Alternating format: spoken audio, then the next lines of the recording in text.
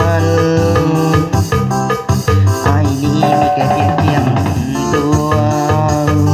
ก่อนทุนหัวสิมาพัวพันโปรดอย่ามาชิงความพันที่ไอ้เลยนะ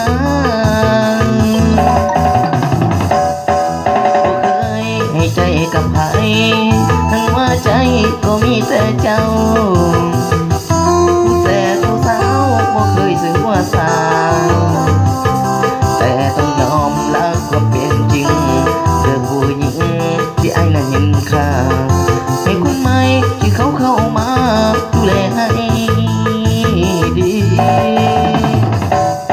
แต่ว่าไอ้หักเจ้าเลยนักนี้ค่ะที่ผ่านมาไอ้หักเจ้าจริงให้เกียรติบอกเป็นผู้หญิงที่ไอ้นั้นมีอยากได้ปากเรียกเธอว่าแฟนเดินควงแขนสักครั้งก็ยังดีจะให้หูว่าที่เหตุแบบนี้ไอ้มีเหตุผล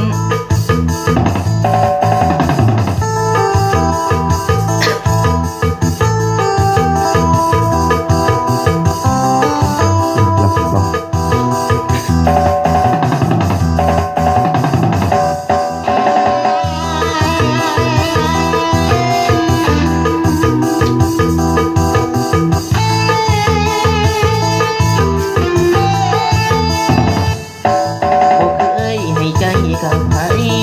ทั้งหัวใจก็มีแต่เจ้าผู้แสบผู้สาวบ่เคยสิหัวสา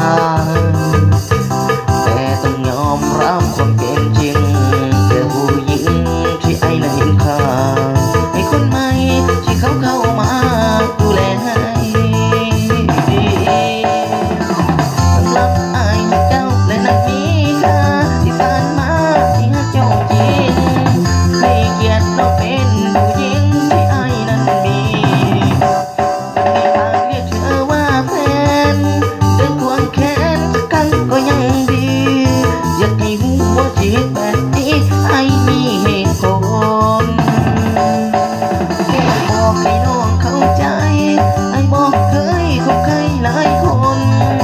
มีแต่เจ้าผู้เดียวหน้ามนต์เสียใจไอ้เด้อ